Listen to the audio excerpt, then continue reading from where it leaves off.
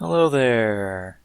Let's start with a shorter story first. We're starting in Matthew chapter 17, verse 24. After Jesus and his disciples arrived in Capernaum, the collectors of the 2 drachma tax came to Peter and asked, "Doesn't your teacher pay the temple tax?" "Yes, he does," he replied. When Peter came into the house, Jesus was the first to speak. "What do you think, Simon?" he asked. "From whom do the kings of the earth collect duty and taxes? From their own sons or from others?" "From others," Peter answered. "Then the sons are exempt," Jesus said to him. "But so that we may not offend them, go to the lake and throw out your line. Take the first fish you catch, open its mouth, and you will find a 4 drachma coin. Take it and give it to them for my tax and yours." That's a strange one, isn't it? So, what does the son's analogy mean? Jesus wasn't agreeing that fortunate sons shouldn't have to contribute, but he was making a point that the temple rabbis don't recognize him as the Son of God. He didn't have a problem with paying the tax, but he wanted to remind Peter that the rabbis see him as a stranger. But they didn't really have any money, so he told him to fish for the tax. This clearly was a lesson specific for Peter, but I'm not really sure what it is. I know that Peter usually fished with a net, so fishing with a pole was different for him. Perhaps, remember when Jesus fed the 5,000? He didn't make things out of nothing. He used what they offered him to make a miracle, so that they would be involved.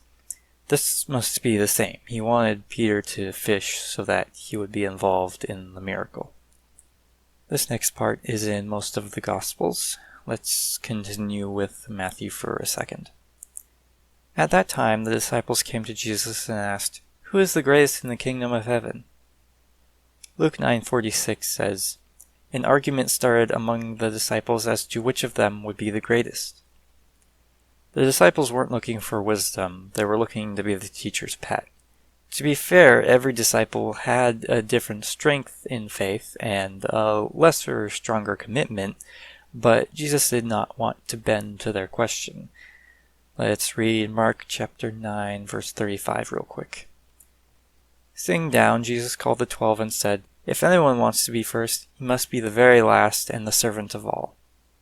First off, that was the tradition of a rabbi, to sit down while his students stood. But he answered them, basically saying that those who don't get recognition are the greatest. But it's not just about not being known, it's about helping others the most and not seeking praise. Which, granted, is usually how it goes. I don't like this because getting recognition at work is the main thing that gets me through it, but I also think that there's a difference between being lifted up out of depression and just being on a high horse. So try to discern that. Let's continue with Matthew 18:2. He called a little child and had him stand among them. And he said, "I tell you the truth, unless you change and become like little children, you will never enter the kingdom of heaven. Therefore, whoever humbles himself like this child is the greatest in the kingdom of heaven. And whoever welcomes a little child like this in my name welcomes me. But if anyone causes one of these little ones to believe in me to sin, it would be better for him to have a large millstone hung around his neck and to be drowned in the depths of the sea." I hate this passage so much. Granted, that's how it is sometimes. Jesus didn't ask us to do easy things because we already do them. But looking at this passage, I realized something. The reason I usually don't welcome children is because others cause them to sin. They're little brats because their parents led them and let them be in sin. And back then, children were less of brats because they were disciplined better. Sounds great, but that's why this passage works, because these kids these days are not humble at all. But back then, there was better discipline. And parents took their crying kids in the hallway while the pastor was preaching and didn't let us sit in the loudness, and took their crying kids out of the library and didn't let us sit in the loudness. Okay, those last two things aren't true, because they didn't let children in libraries. Sorry. The point I'm trying to make is that some parents deserve a large millstone hung around their neck. No. I'm just saying that in that culture, children were practically lower than slaves, so we need to humble ourselves to not expect any praise. We don't need to be low, but wherever we are, we need to be humble. Then he repeats something from the Sermon on the Mount, so let's read that. Woe to the world because of the things that cause people to sin. Such things must come, but woe to the man through whom they come. If your hand or your foot causes you to sin, cut it off and throw it away. It is better for you to enter life maimed or crippled than to have 2 hands or 2 feet and be thrown into eternal fire. And if your eye causes you to sin, gouge it out and throw it away. It is better for you to enter life with 1 eye than to have 2 eyes and be thrown into the fire of hell.